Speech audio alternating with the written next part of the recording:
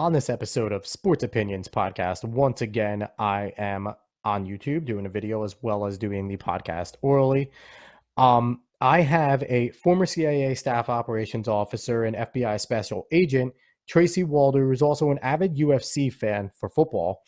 And she is the author of a book called The Unexpected Spy, which everyone should go check out. It's awesome. But we talk about her career. We talk about what she did over in the CIA and FBI a little bit.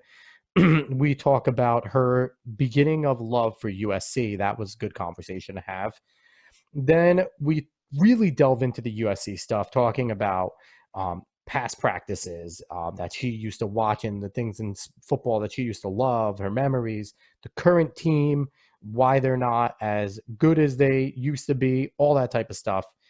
And then we talk about Operation Varsity Blues, which was where the parents basically lied about their kids being athletes to get them scholarships, and that whole entire breakdown and what we think is going to happen and or should happen. So great show, a lot of unique perspectives coming your way.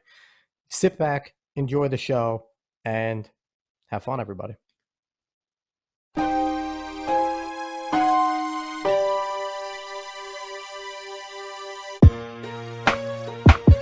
What's up, sports fans, and welcome to the Sports Opinions Podcast. I am your host, as always, Alex Cuesta. And if people are watching out there on YouTube, you could see we're doing a video once again. Hello. You see my lovely guest next to me. I will introduce her in a second. She is a former CIA staff operations officer and FBI special agent, an avid USC football fan. We're going to get to talk about all that. And she is the author of a book that is currently out, if I'm not mistaken, The Unexpected Spy. Tracy Walder, what's going on, Tracy? Thank you so much for having me. I mean, you know, we talked a little bit before this, but I never expected to have you on the show in a million years. Oh. I did not think that you would respond. This might lose me some listeners, but I heard of you on the Glenn Beck podcast, and that's a national, syndicated, gigantic podcast. And like the show and everything. And I was like, I'll take a shot in the dark. And you messaged me back, and here you are on April Fool's Day. So I hope this isn't a joke. I hope you're not just going to like April Fool's, I'm going to hang up now. Yeah.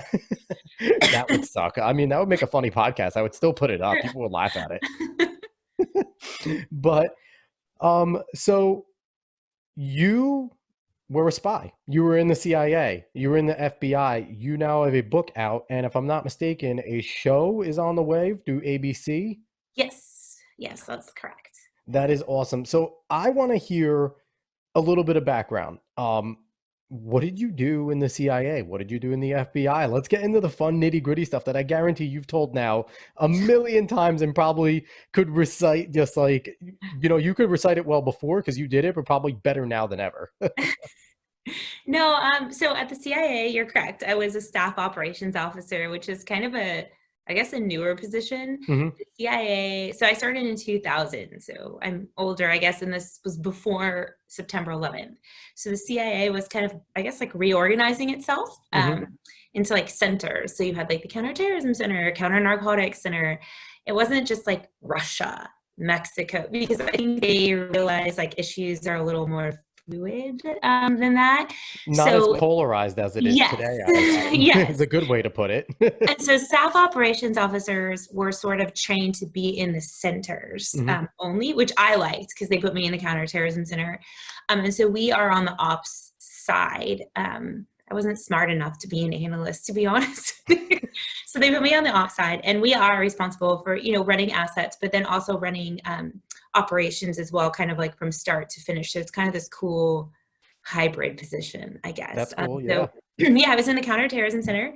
I was there on 9/11, and I worked small scale weapons of mass destruction. So ricin, botuline, like bio weapons. Yeah, and it's funny that you would classify as like small scale, because I think anyone hearing that is like, there is such thing as a small scale mass destruction. Like, well, I think you've got nukes, right? Nukes are kind of a large scale, I guess. Yeah. And it kind of takes a whole different target set to find nukes than to find the other stuff. I think people would be surprised. So did you do like interrogations of terrorists after 9/11 and those types of things? Because, you walking into a room, you do not seem, you seem like a super nice person. You don't seem super intimidating, to the point where like, I'm now going to give them all the secrets to everywhere that we have our weapons caches. So Like, maybe that's what I work to my advantage, is that okay. people, my book is called The Unexpected Spy, and my husband actually came up with the name, and it's the perfect name because just like you said, I think people don't expect me, right, to act a certain way or be a certain way. And so I think, to be honest with you, that works to my advantage, that Yeah. it really catches people off guard, right? I think their guard is way down. I think they meet me and they're like, Psh, what's she gonna do? Nothing. But then they realize I'm not always nice. I yell, scream, whatever I need to do. And I think that's very off-putting. And that actually works well to my advantage because it really like catches people off guard. So in my book, I was very surprised the CIA let me put this in, but I did do interrogations, or I'm sorry, Okay. debriefings, Yeah. and things like that. So I don't know if you saw the movie Zero Dark 30. I saw bits Um, and pieces. I didn't watch it but in right at full. the I should. beginning, that's a lot of like what I did. Okay. All Mhm. right. So I couldn't imagine being someone that's like close to you now and like you would be able to use this to your advantage against people. Like Well, I knowing always how to think my manipulate. daughter is screwed. My daughter is totally screwed. Either That's she's screwed or she's gonna get like the best weapons in the future when like guys well, start to approach her. but She'll that's just one thing. I be think like, she's kind of screwed because like her mom isn't gonna let her get away with kind of yeah, instead of the typical dad like cleaning the gun, it's gonna be you cleaning the gun on the table and yeah. and your husband walking in going, honey, will you quit it? He's a nice boy. We've known him Yeah, since scouts. Like it's true.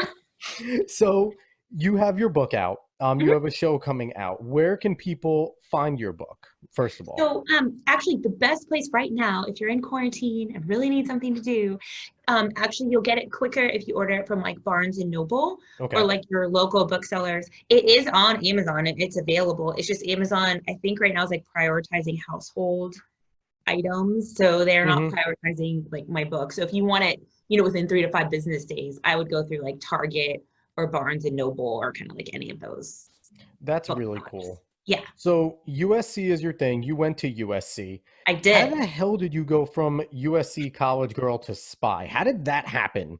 Yeah, so Were you USC, going to school to do something in law enforcement? no. So USC is huge in my family. That's where my dad went. And it's obviously where I went. It's where my brother went. So we're a huge Trojan family. I'd Uh, imagine, yeah. yeah. um, but I married a Bruin, which is all kinds of weird, but okay. Wow. Was it the basketball program that UCLA used to have that attracted you? Because they sure as hell don't have any sports now to speak No, of. it was weird. My husband went to Arizona State for undergrad, so it's like Sun Devil, and then he Mhm. went to UCLA for his residency. But yeah, I don't really know what it was. I shouldn't have been dating him, I guess. I don't know. Keeping it within the Pac-12. Yeah, But I went to USC. I can't remember when I wanted to be a high school history teacher. Pretty much most of my life. I can't I remember mean, a that's time. what I went to school for. That's Okay, fun. well, That's fun right there. yeah, and that's what I wanted to do. But I started just thinking more about like the time, 21. I don't know that I want to like be a teacher right this second. I knew I wanted to be a teacher, but I started looking into like more what I could do with my degree, Yeah. lawyer. I think like I interned at a museum around USC. Yep. I shadowed a lawyer. I then started taking like political science classes, and I started becoming really interested in political science and terrorism and the Middle East. And so I think that's where that like really developed. And this is still when like the World Trade Center bombings were kind of the closest thing to the Yep. United States at the time where you were going to school in terms of the terroristic stuff. Yeah, I think Oklahoma City bombing, I think, happened when I was like a senior in high school or junior. I don't Yeah. remember. So that was really most of my experiences with like domestic terrorism, right? Hmm. Like we had World Trade Center, Ruby Ridge, all those kinds of things. The And weather so, underground stuff, that type of thing. yeah, all Yeah. that kind of stuff was Hmm. really what was like going on. But I remember sitting in my sorority house and it was 1997 and a guy named Peter Bergen was interviewing Osama bin Laden in like this cave in Afghanistan. And I'm like, who the hell is this? And let's go. And I think that really was like the impetus for And me little did we all wanting. know, Osama bin Laden has more money Right. than like most of the United States combined when he was living. The guy was Right. filthy rich. But that was really the first time I think that like Americans were like exposed to him, if that makes Yeah. any sense, because he was Hmm. on CNN. Like, but before that, I don't think we. I mean, like Black Hawk Down had happened, but I don't even think we understood who those people were, and so it was just sort of.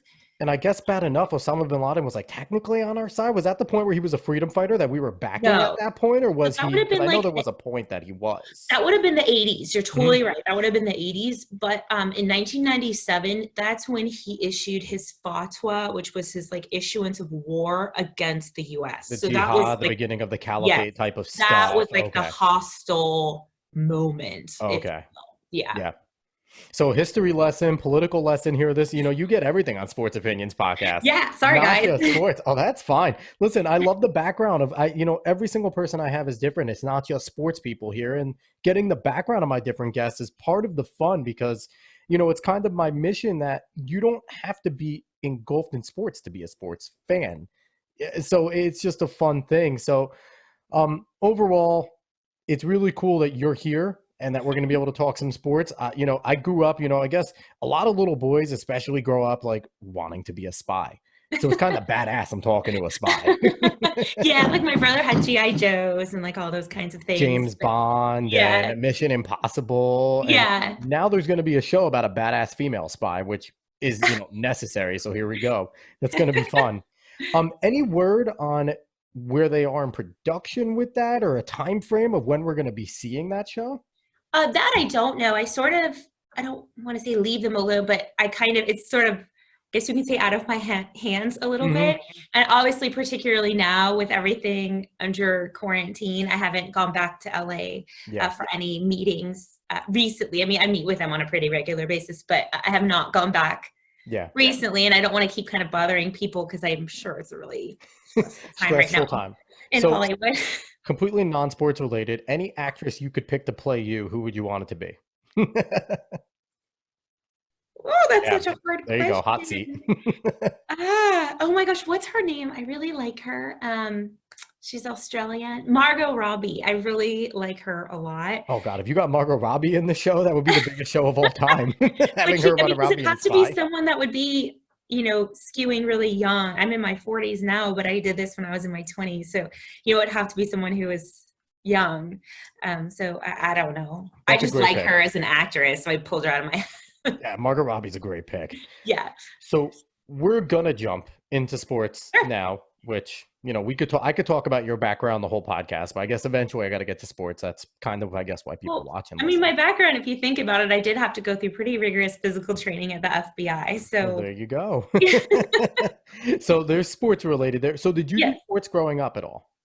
So I was born with a disease, I guess, called hypotonia, Okay. which is severe muscle atrophy. Hmm. So I have very, very underdeveloped muscles. So I didn't walk until I was about 3 or 4. And the doctor felt like sports might be a little, I guess, dangerous. And so my parents were like, well, I guess we won't go to sports. But they decided for coordination, because this was like the 70s. They didn't know a lot about anything. Seems like And the Stone Age so now. what they started to do was I danced Okay. 3 and 4 hours a day. And I Wow. know that's not a sport, but I became so good at it. I ended up minoring in it in college and was a member That's of like awesome. our dance team in college. So that's how I sort of, I guess, overcame it. But it became a problem when I was at the FBI. So I'm a huge runner. Like I've done at the FBI, we have you run from Baker, California to Las Vegas, which is like 200 miles. But it's a relay. So I run a lot. But my slow twitch muscle is awesome. Like I have no problem. I could distance run a lot of, like that wasn't my problem. But my fast twitch muscle, I almost failed the sprint at the FBI so many different times. I came within like a millimeter of a second of not getting a point, just because I don't have any of that fast twitch muscle. Hey, listen, I was a distance runner. I ran over at Marist College. So it's funny. We seem to be going on the same track with like Yeah. running and stuff. Like I ended up doing some sprints because a lot of injuries made me drop down. But yeah, I don't have as many fast twitch as I have slow twitch. It just doesn't exist. Mm-hmm. So we're going to jump into you and USC. So Hmm. you have a long, long history with USC before you even attended there, and you could probably recite more football players in the history of USC than I could recite some of my favorite teams because your dad was a big UFC fan. Yes. What is your first memory of watching USC football? What's your first like big memory? Obviously, tough to pull out like your first, but first big memory with USC football. So, well, it wasn't. It's not a memory I remembered at the time, but I Mhm. remembered going back. So I was born in like October, and I believe USC was playing in. Were they playing for the national championship, or maybe they're playing the Rose Bowl? I don't remember, but it was that. It was the Rose Bowl. It was definitely Okay. the Rose Bowl because it was New Year's. It was New Year's Day, and Mhm. so my parents bought me, 1978, like a onesie, and I mean, because of what I was born with, I was like microscopic small, so like this newborn onesie is like ginormous on me, and there's a picture of my dad, and he's in his matching US, and we're just like sitting there watching the game, and that's every Rose Bowl, we always watched the game. Like, that's my biggest memory always. And at that time, USC, I think, was rather decent. And so they were always almost in the Rose Bowl. They weren't in the Rose Bowl, we always watched the Rose Bowl. That was like our thing, I guess, as a family. Yeah. Yeah, the Rose Bowl, and the Rose Bowl still, it's, with the way the playoff is going, the Rose Bowl, they still make it a big part of it because it's part Yeah. of the playoff. So it's cool that it keeps that. And that's like, a legendary thing is, Yeah. and I used to love like before they went to the playoff, when it was the BCS, any two teams that knew they were going to the Rose Bowl, they would run around at the end of the game with the roses in their mouth. So that was like such a cool thing with the Rose Bowl. And they still do it with teams knowing the playoff, they're going to the Rose Bowl. They will. So it's like such a legendary place over at the Rose Bowl. So, who are your favorite players to come out of USC? And what are some of your favorite memories growing up watching USC? Like just there's certain Well, so times that you Garrett, like to watch. Mike Garrett would definitely be probably my favorite player. Hmm. Part of why he's my favorite player is because he was also, when I went there, he was actually the AD Okay. as well, which was kind of cool. And I view him as really like transforming the program Hmm. as well, just as like an AD. That's why I think he was good both on and off the field, if that makes any sense. Well, yeah, that's cool. Yeah. And so I think for him, because when I was there, USC was pretty terrible. Our quarterback was Mike Van Rapport, like a good guy, but just like not, we weren't good. Carson, Was this pre Pete Carroll coming over there that yes. you were there? Hmm. Okay. It was pre Pete Carroll. So Pete Carroll came the year that I left, and Okay. Carson Palmer came when I was leaving. So that was like really, and I mean, really, Garrett is like to be credited for sort of, I guess, turning that program around because we were so bad when I was there. I don't remember my whole time at USC really actually even them winning a game. But I mean, it didn't bother me because obviously USC has just been as a school so instilled in me forever and ever.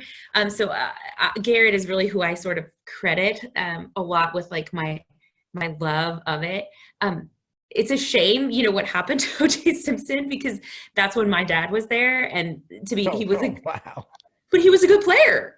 Oh yeah, you know what? Like, As a player for OJ over there, and then also for the Buffalo Bills, like yeah, if you take away the person of and you can course. only examine the player, Yes. God, he was a monster. Like easily one of the best of all time at both college and pro. Well, and so I grew up though, and so you have to remember, and like, please don't think poorly of my dad, because what happened to OJ happened in what, like 92, 93. So I grew up most of my life, like really kind of idolizing him as like a player because my dad went there when he played. At that time, he was, Hall of Fame. He was very much celebrated, until I was like a sophomore in high school, basically, and I couldn't like him anymore. But I grew up really thinking that he was this extremely talented player. And I think if you strip away all the terrible things that he's done, He's still he kind of is, going which I crazy hate. today. Yeah. Even though, No, sorry, OJ, don't get mad at me. I still want to have you on for an interview. yeah, but But so it's kind of similar because I'm from Jersey, so I love Rutgers. I'm a big Florida State fan, but just being from Jersey, you have an affinity for Rutgers. I had a mhm. buddy that went there and played during the heyday, the first round, where Ray Rice was there and Brian Leonard. So I always supported Ray Rice, and he was in Baltimore, and he was a fantastic talent. And then he was caught on video punching his, now wife, fiance at the Yeah. time. And, it's just not a good look. And I don't apologize for being a fan of Ray Rice, the player. And, currently what Ray Rice has been doing, he's been massive for domestic violence in terms of trying to turn that around. Yeah. And he's paid his penance. He's still with his wife. It was a terrible incident. And it's something that I think he's paid for dearly. He lost his career over it. But I don't apologize for being a fan of Ray Rice, the player. Well, it's like Michael Vick, right? Yeah, he's paid his penance tenfold. And so I guess I'm not excusing them, but it is sometimes difficult for me when people ask me who I think is a great player. I mean, you have to remember, I remember from 2 or 3 years old, my dad talking about OJ, right? And so it's hard to sort of, I guess, like distance that a little bit because he is has a pretty despicable moral compass, I guess. They did and they did a unique job when they had all those the OJ miniseries that was Yes. on. They very much humanized him, and it kind of excused him in a way from the way he was kind of being pulled here and being pulled there, and the Didn't they talk about like expectation. CTE with him too, or am I wrong? I think they're I think they're trying to blame a little bit on that, but in just basically the way that his image needed to be as opposed to the person that he was. And it was just, it's weird because you think of OJ, idolize him as the player. I grew up, I was 6, 7 during the Bronco chase. So for me, it's like was my predominant knowledge of OJ Right. was the Bronco chase. Like See, I I was really already like 16, exactly. So by that point. that's what so when I watch this, it has to be different from you watching that OJ miniseries to me watching that OJ miniseries. Because from, now I'm old enough, and as I got older, I was able to go back. I'm a big Jets fan, so I had to grit my teeth and bear watching him run over the Jets as a Bills player and all those things. And I can, acknowledge and really enjoy the player he was, and not really have to, I guess, not worry about the person he is, but in a way, just, be able to pull those two people apart. It was That makes pretty, sense. no, it's interesting because it was pretty shocking actually. Because I grew up in Orange County, California, which is actually like a very much a USC like hotbed. Yeah, like a If you think epicenter. of, yeah, it's like the epicenter. And so, a lot of their quarterbacks have come from USC. JT Daniels, I think, is from my hometown. Carson Palmer's from my hometown. Matt Leinart, like all of them are from, Where was Mark where I'm from. Sanchez in relation to you? Because that guy was on the Jets for a little, and I'm trying to think oh, where Sanchez. he went to Mater Dei, right? I I He went think to, so, and he was always in California doing the Jets West stuff and constantly working I out at just the don't high remember schools what city there. he's from. That's what I'd have to go back and look. But it was very interesting because all my friends, right, in high school, we grew up thinking OJ Simpson was freaking awesome, right? Yeah. Like, and so when all of it happened, I remember all of us in our school quad sort of like gathering around. It's like your idol growing up has been like squashed. And so it was like fascinating to sort of see that because we were already 15, 16 years old. So we grew up having him as like an idol. It was Yeah. interesting. It's a real interesting conversation. That could be a whole entire podcast in itself, Sorry. kind of idols movie. No, it's cool because this definitely delves into, you as a sports fan and what you remember growing up and seeing. I can make this comparison and, this might piss people off, but I was a runner my whole life. So I grew up idolizing the man that was Bruce Jenner, being the greatest runner basically of all time, like decathlete at the time. He was one of the best athletes ever. And it's definitely different now that he is Caitlyn Jenner, or she is Caitlyn Jenner, if I'm doing it properly. And, I don't care about the life choices that they've made, but it's kind of weird now. It's like, I remember Bruce Jenner Having when that he just, was the accomplishments that he had. yeah. And it's just interesting, part of me, I wonder how she remembers her time as Bruce. It gets into a really weird dichotomy there, but it's a similar conversation where it's kind of separating that athlete from the current iteration of Caitlyn Jenner. I agree. There's so many of those we could probably go through. You talked about Marcus Allen. Marcus Allen, obviously one of the amazing players to come out of there. What drew you to Marcus Allen? Probably his talent. I think that's really what it was, his talent and like charisma. I know it sounds strange, because like I think too, with players, especially at a young age or even not, part of it is their charisma, right? You I think can't. that's people in general. Yeah, I think like with Garrett, Hmm. he's a great player. I don't know about like as much charisma as Marcus. Does that sound totally superficial? And I don't mean it to, Well, but no, but it's true because he still has a lot of charisma. The guy, whenever he glows I when he's think on so. screen and talking, and people listen, and he could be saying the dumbest thing possible, but it's like you're gonna listen to it in that moment and then dissect it later. And at the moment, you're like, "Yeah, Marcus, that makes total sense." And you think about Yeah, it, what the hell did he just say? I think that's like what it is because I went. Yeah, I think half of it is charisma because he ability wise is obviously amazing, Yeah. but and Garrett is too. But I prefer watching Alan, if that makes any sense. No, no, and it's definitely because you part of it, and what's interesting. This definitely goes into the conversation we just had because now it's combining two things about a True. person where Marcus Allen the player and Marcus Allen the person, kind of the full package makes him more attractive Right. in general. And it's this can go on to many different players obviously, but that makes complete and total sense. And I think that's also how we all pick our favorite players in terms of what we some That's true. guys are amazing, but if they're a brick wall, it's like, yeah, he's great and really talented, and that record is great. Yeah. Like, That's true. That makes sense. I just thought maybe that was a little superficial of me to say that, but I guess you're right. it's okay. We're like everyone's allowed to be superficial, especially Okay, when we're all thanks. going nuts in quarantine. I think it's Okay, like many things are acceptable now. But perfect. so, are you still following USC football closely? Yeah, I got like super disgusted for a while. And I shouldn't say this because I don't want to like offend your players, but I got Oh, it's really okay. your players, your listeners, but I got really mad at Pete Carroll, like very mad, like I think a lot of the USC fan base did. viscerally mad at Pete Carroll, and I was just disgusted. And I still am a little bit with him, because I think he's responsible for a lot of the bad things that happened. Yes, he brought the school a lot of accolades, right, and a lot of success. He But brought just Reggie Bush, who also had his own issues afterwards, in terms of yes, wanting to get but stripped the and whole everything of that. thing Yeah. with Reggie Bush, like he was responsible for like a Hmm. lot of that, and he just kind of left and was like, "Bye, I'm going to the Seahawks, and we're going to win Super Bowls, and it's going to be fine." And he came out kind of like smelling like a rose, and USC, I mean, got the death sentence basically, and so Yeah.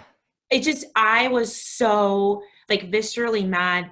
Not that I couldn't watch USC games, but it was just not as pleasant as it used to be. And like I've been a fan of theirs when they were good, when they were bad. It didn't matter to me necessarily, Yeah. but I was just so unhappy, that it became like sad sometimes to watch games. It wasn't, which is really upsetting because watching games, at least in my household, it's a whole family like affair. We all do it. And so I think that at that point, I also think sometimes USC just gets pummeled so much more, than some of the other schools, but A I little still bit. follow. I think it's a little bit, and right now, again, I'm a Jets fan, so we currently have the most recent USC great, Sam Darnold, as our quarterback. And it's interesting to see because at the time where USC had Sam Darnold, I think a lot of pundits, were thinking they're back. It's only a matter of time before they got this kid. They're going to start re-getting the great recruits. They're going to be back in the They national can't get scene. good And coaches. Like they we've can't been keep them. waiting. Yeah, we've been waiting and waiting and waiting. And even, your husband's situation at UCLA, they had Josh Rosen. They've had some other good players. And again, waiting and waiting. With Rosen, I thought they were going to blow USC out of the water, to be honest with you. But then Yeah. nothing, it just like kind of flatlined. But like USC cannot, I don't know, I don't understand how hard it is for them to get like a decent coach. Like Sarkisian, like what were they even thinking? Like no, like I mean, we don't. It's just like it's shocking to me that they can't like pull a decent coach. They have the money to pay them, so I'm really not understanding. It's a well-known football program. Like and we talk about this like within my family too. Like we're trying to figure out the why. Like why can't they? One of the main reasons is, even though, like, again, I'm a Florida State fan, and I think Florida State, USC, like, they're part of like the Blue Bloods, but it's kind of, Great Gatsby. Did you read The Great Gatsby? I think we've all read The Great Gatsby. The new egg, old egg, the West egg, East egg type of thing, where even though USC is old money, they kind of fell out of that class. Florida State really only under Bobby Bowden became like in that blue blood, but they're now pushed away from your Ohio States, your Michigans, your, Alabamas. And these are considered the massive programs. Like Jimbo Fisher from Florida State left to go to Texas A&M to go play in the SEC. So I think it's kind of like Pac-12 is not sexy unless it's Oregon right now. And that's the unfortunate thing. And it's like, it's really sexy to go to the SEC and the Big Ten. Everywhere else is kind of meh.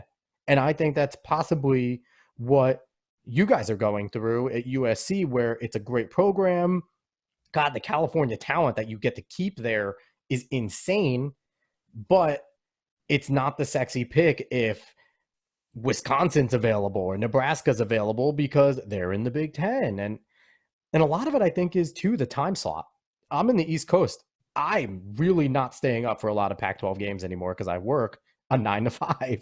It's not easy. So, like, I don't know though. Like, I feel like the Pac-12 has sort of always had a bad rap. It didn't, because during USC's heyday, it was the thing to watch. During the Reggie Bush, the Matt Leinart, the Pete Carroll years, I remember I loved Reggie Bush, and I did not like USC one bit. Yeah, but that was like a small heyday. Like, I don't think it's ever been like, because I'm thinking about before it, like when I was there, right? Mm-hmm. Like I was not there then. I was there when they were really, really bad. And like, it was never a big thing to be like, we were kind of always maligned as like I always felt, well, we were the Pac-10 back then, but like, I don't know that it's ever been a thing to like want to be in the Pac-12. I definitely think there's like an East Coast time zone bias because like ESPN and Fox and like the hubs are in Georgia and Bristol, Connecticut, and where is the main sports hubs in California? Like the big networks aren't in Cali. They're not on the West Coast. So you're right. I didn't think about that. There's 1,000% that bias because ESPN is now piggybacked with ACC and SEC, Big 12, Big 10's in there. So it's like, I definitely think there's that Great Lakes, those two time zones with, the Central Standard Time and Eastern that are kind of encompassing everything. That's so crazy how it's like such a small thing. It's like a time zone problem. Yeah. And like I said, I work a 9 to 5. I'm in construction now. And sometimes I got to be up super early. And even though, I did enjoy watching Sam Darnold and Josh Rosen, I'd catch them if they were on a Saturday at 1 o'clock or at 4 o'clock. But if they were on a primetime game on a Thursday, you had to go to work. I wasn't staying up at 11 o'clock to watch that game or whatever it was. So it makes sense. There's a lot of factors, I think, that go into that. And it's unfortunate because California talent is fantastic. There's a lot of great football players out there. Oh, I agree. We have the talent. We just can't seem to find a coach. Yeah. Here's the plead. So you got USC. You have a spy telling you, go get a damn coach. We'll figure out a way to make all your lives miserable. I definitely don't think that they care what I have to say. She has resources. USC, I will still love you no matter what. She has a certain set of skills. Yeah. So what do you think about this current team? Like I said, I feel like the pundits, I've heard a lot of people talking about USC knocking on the door probably the last 5 to 6 years. Since they recruited Darnold and now they left, they're still pretty high on them. They have good teams, not great right now. What are you thinking with this current team? Is the coach come first and then the team will come? Is that really what you're thinking? So I'm trying to answer the way I think. I mean, you can answer however you want. Well, I think, look, we have to look at history, right? USC has never usually had a big problem with talent. They've usually had except for when I was there, they've had, well, it's true. Let's be honest. Yeah. And so I would say from 2000 on, right? Mm-hmm. Talent really acquiring talent has really not been a huge problem of theirs. Yep. you're right, California, like the Mater days, the Rancho Santa Margaritas, all those damn private schools my brother had to play against, for football, like they are powerhouses. And Mhm. honestly, they're better than some of the people in Texas. They're amazing. They're really talented. Yeah. And I think the problem, though, I really think the coaching is the biggest problem. And it's hard for me to say, oh, they're going to have this amazing season and get so excited about their quarterbacks and their players when I really don't have a lot of faith. Like, it's kind of proven over and over and over again. You have all this talent, but if that talent isn't managed well and coached well, it really doesn't matter. Absolutely. But that's what made Pete Carroll so great, right? Yeah. Like, And I think that's also why USC fans like you are so pissed at Pete Carroll, because he was great. Because it really was like you guys were Alabama at the current I agree, Alabama was 100%. USC was there. Right. And obviously I don't think that would have stopped Alabama from becoming Alabama. It would have just been No. two powerhouses that beat the hell out of each other. Yeah. But that really was it. And the recruits were coming. The top 50 recruits were all looking at USC and were strongly considering it all the time. So, my call right now, I want Lane Kiffin to go to USC. If Lane Kiffin goes there, you guys will be back to prominence. But I don't know. I don't have a lot of faith. That's sad. That is, listen, you sound like me as a Jets fan and a Brooklyn Nets fan. Like I never have faith in anything we do. Well, because like I just think, well, it's funny because people, I live in Texas now, right? And so people will be like, oh, well, like, the Seahawks are doing so well. They're the Pacific, you should be so excited. I'm like, like, no, you don't understand. And so it's just so funny because like that's how much I dislike him. And so it's just like, I don't know. It's not that I don't have faith. I have faith in the players. That's not the problem. And I do have faith in the school, although I know given the current circumstances, a lot of people don't. We'll get to that.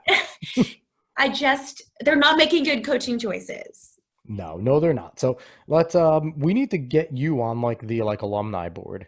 Okay. Even though you never played football or anything, like you need to start and help make decisions. Let's do that. Yeah. Let's get that down. Oh, totally. Yes. Makes perfect sense. So you hinted at the issues right now with college sports in general. Over the past year, it's been around a year now. It's pretty crazy. Yeah, just about a year, a couple weeks ago. Operation Varsity Blues is what is now known as, but it was wealthy individuals paying people, coaches, schools to fakely get their kids on rosters that they're not on to get them full scholarships to go to these great schools. There were some celebrities wrapped in it. I forget both their names. Aunt Becky from Full House was one of them. Lori Loughlin. That's it. And Felicity Huffman was the other one, I think. Yes, good job. Okay, there you go. That's how in I am with celebrities. But they're the two big names. Lori Loughlin, if I assume right, she's still fighting, isn't she? Felicity Huffman settled, but she pled guilty. Yeah, she pled guilty, and I think she got like a slap on the wrist, and you're really mean, and that's it. Basically, she got like 10 days in jail, and that was it. Yeah, and like like a $30,000 fine. Yeah, and like Martha Stewart jail, where she probably had like fully everything, like more amenities than we could think of. But Lori Loughlin's still fighting it. What's your opinion on this whole entire thing that went down? Well, so it's interesting. So obviously, I was a special agent of the FBI, and this was an FBI, and it would have been probably out of my home office because I worked in the LA office actually when I was a special agent. Are you kind of mad that you missed this thing? Would this have been like a juicy thing for you to like sink your teeth into? I'm not. I'm starting to see now, especially when I'm reading the news about Lori Loughlin's case. Yeah, I'm starting to see now that there are some flaws in how the FBI investigated it.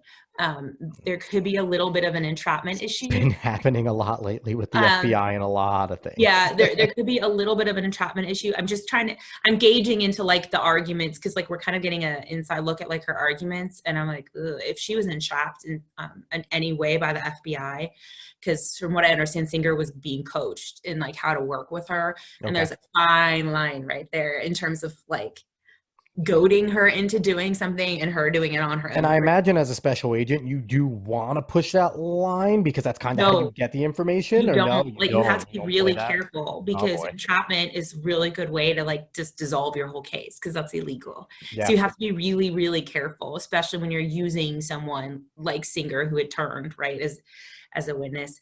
But it's interesting. I saw the fallout of this actually firsthand. So just up until this past January, I was a high school teacher at a really prominent girls' school Okay. here in Dallas, actually really one of the largest all girls schools. And these girls get recruited, right, for they go for field hockey, lacrosse, rowing. And these girls were just like devastated because I see, especially rowing, right? I see the calluses on their hands, the blood, on their hands. And I think to see that these girls had basically faked.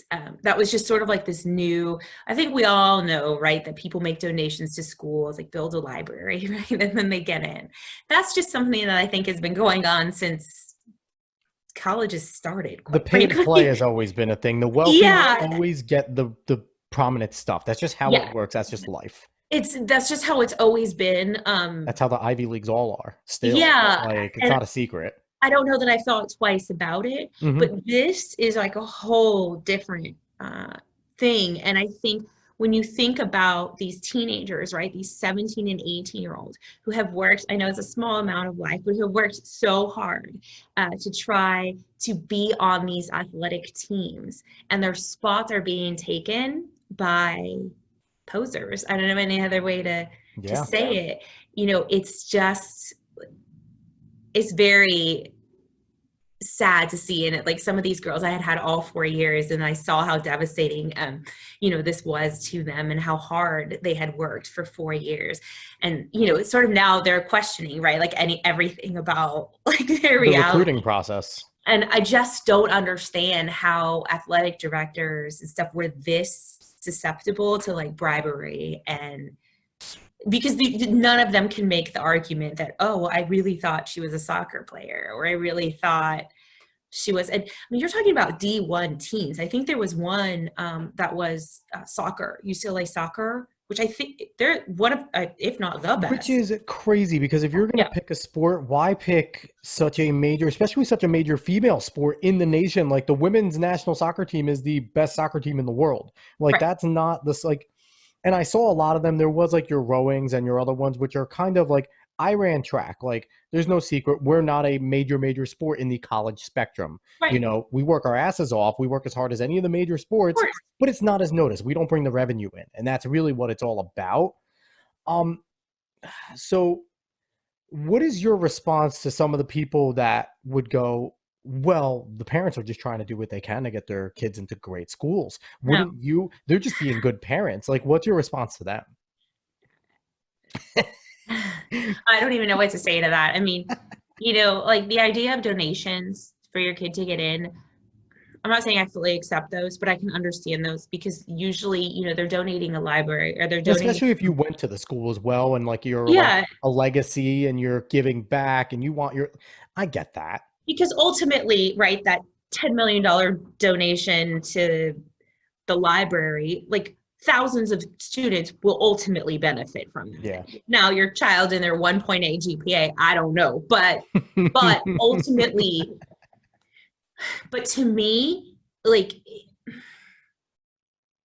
this is just a whole nother level that I can't even comprehend because I think this was so far out of people's levels of comprehension, right? Like I think what the photoshopping of pictures on an erg, right, on the rowing erg, I think, just It's getting crazy. so into it, I guess. But Yeah. what I worry about is like what this does to college athletes everywhere, right? Not Mhm. just those schools, but everywhere. It debases their credibility as like an athlete now because people will be like, well, did you fake it? Or, did you, right? And that's really disturbing because I see how hard some of these kids work. Now, Um, one of the things is when I was going into like the process of like getting recruited for track and field, and like I played football too, and I was into all that. The NCAA clearinghouse was pretty strict mhm. when I was there, and you could not start talking to any of the coaches, any of the schools until the clearinghouse cleared you as an eligible athlete. I haven't heard anything about the NCAA clearinghouse in all this. Where is Mm-mm. their accountability? That's Clearing a great point. fake athletes as eligible to be recruited. Because yes, the ADs, the coaches, and the parents Right. are all wrong, but the Totally. clearinghouse is now scot-free. And there's an approval process there where if you're Interesting. not approved through the clearinghouse, you're not an eligible athlete. You're not in that athlete pool. I never thought about that. Yeah. The only thing that I can think of is perhaps there's different charges coming for them that we Hopefully, just don't because know about. it would be crazy to like, obviously everyone that gets what they get, besides Felicity Huffman, who got nothing, basically deserves it. But Oh, no, I agree with you. They all but deserve it. it's like that's what I think of as a former college athlete. Like that was a hoop that we had to Interesting. jump through in order to get, and it's another stupid hoop for the NCAA just to maintain control. Right. Where should the NCAA fall on this? Because the NCAA is marred in so many issues in every which way about everything. Agree. This is another one. And again, we're talking about the parents, the coaches, and the ADs, but not about the governing body, the Well, and you know what? NCAA. You raised like such a good question because we haven't talked about the governing bodies of really anything that's been involved with this. So you got Yeah. NCAA, but then you also have to think about you have the college board Mm-hmm. that doctors the SAT scores, right, of like some of these kids, and like they haven't come under fire at all. Exactly. And so how are they getting proctors cleared that are like for pay, like messing with people's tests? It's the same thing. So you're right, like kind of these bigger organizations, the umbrellas Yeah. aren't getting hit. Like the schools are getting hit, and they should. The ADs are Mm-hmm. getting hit, and they should. But wow, I didn't think about the governing body. That's a really good point. They Yeah, should be. it's crazy. And and as much as like, this is gonna come off weird, but part of me feels bad for the non-celebrity wealthy parents that are gonna get the book thrown at them Mm, because nobody knows who they are. Yes, they have money. Yes, they did the same things, but it's like they're gonna get the book thrown at them because no one's gonna care that Joe Schmo, who's a millionaire oil tycoon, got his daughter in off of cheating and now has a 10-year sentence for, but Felicity Hoffman has 10 days and Lori Laughlin's going to fight this down until someone settles for no jail time. And you need to donate real money to that school now. And your daughter could still go. Like, it's going to end up being that way for her. Like, and we all know that's going to be the ending because they're not going to want to hurt the kids. That's how it's going to end up. See, I somewhat disagree. I hope you're right. Well, but let me explain, like from my law enforcement background, why I disagree. And so this is just coming at you from like FBI, whatever This is, cases. this is the fun part of like, So, this is so great. I used to be like you. I used to think the way that you did. Oh, so what is it? NARP is non-athletic regular person. So what would I be, like a non-law regular person? A I don't know. NLRP? Like, So I think for me, I actually, so Lori Loughlin, she didn't settle mhm. because everyone, they were all pushing jail time, jail time, jail time, jail time. She is not going to get out of this without jail time, Okay. period. End of story. Unless they could prove entrapment and they could Unless throw it they can prove away. entrapment, which it Yeah. sounds, based on like what I'm hearing her lawyer's going to argue, that's what they're going to argue. Okay. So either way, she will get jail time because otherwise she would have pled, Mhm. like Felicity Huffman did. And so she's going to get 55 years, I think, is the max. She's not going to get 55 years. Like, I agree with you on that. No, But she's maybe gonna 55 get, minutes. yeah, no, she's gonna get jail time. In my opinion, there's no way that USC would let either of her daughters back in. And I think maybe I have too much faith at USC, but they don't need that as their reputation. They don't need those girls and that Yeah. family that badly. They just don't. And I think also, USC does have a sense of like an honor code, right? About like cheating and all those kinds of things. And they've definitely broken that. So even if they're taken to court, about like letting them go back in, USC would have a slam dunk case. So I actually don't think that they're gonna like be able to come back there. Now, might they go to another school? I don't know. But So we'll come back to that because, Okay, in the all right. future down the road, we will definitely be having a conversation. If they do get in, if they don't get in, it will be one of us going, I told you so to the other. They won't. I swear they will not. USC won't do that. I promise. All right. So in the end, is this kind of, you talked about the athlete side of it, and now all athletes are kind of skeptical, as they should be, especially, all female athletes, because this didn't affect the males really. This affected all, well, I would think it was all girls, right? That this No, was, there were males as well. okay. So overall, is this a wake up call for the whole recruiting process? Because there's been dirty recruiting reported Oh, constantly. That of course. always goes on. There's always the cheating aspect. Like, kind of, you're not cheating, you're not trying, but that's getting legitimate athletes, and you're cheating to get legitimate athletes to make your team Mhm. better. Is this kind of a wake up call to the whole entire process that there needs to be, as much as I'm more of a less regulation's a good thing guy, there seems to be a little more regulation necessary on this recruiting process for the major schools. It's a balancing act. I think you're totally right. I think there does need to be more regulation, but I think kind of before now, you sort of changed my opinion of that with what you had said about the NCAA. If they don't start at the very top, I don't know how long the change is going to last for, if that makes any sense. Oh, absolutely. It's kind of it's whenever schools self-investigate or self-govern, it never ends up being to the extent that it needs to be, because they're going to do the bare minimum to themselves to make themselves look good in front of the public and then move on with their day. Because they don't Right. want to, death penalty themselves, especially not USC. They don't want to go through it again. Mhm. But um, so what do you ultimately want to come out of this whole entire thing? What is your hope that occurs going forward after Operation Varsity Blues? Basically, once Lori Laughlin's done, because that's when it's going to go away from the news. Um, Yeah, you're right. once that's all settled, what do you want to see come out of it? What's your pipe dream? Well, I mean, I would like to see the parents punished. And your listeners are probably not going to like this either, but I would actually like to see some of the students punished. Because you can't tell me that they know what they were doing. You're posing for pictures and things like that. Like you knew what you were doing. Um, well, it's Yeah, true. and I agree with you, because it's like 17 and 18-year-olds are adults until they're not.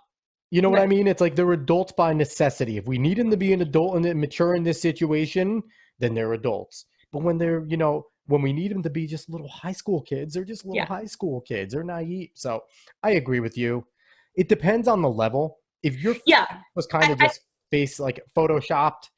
Well, and some of these kids didn't know that their parents were doing that. And those are actually the kids that I feel the worst for, to be honest with you, because those kids will have to live like Felicity Huffman's kids didn't know.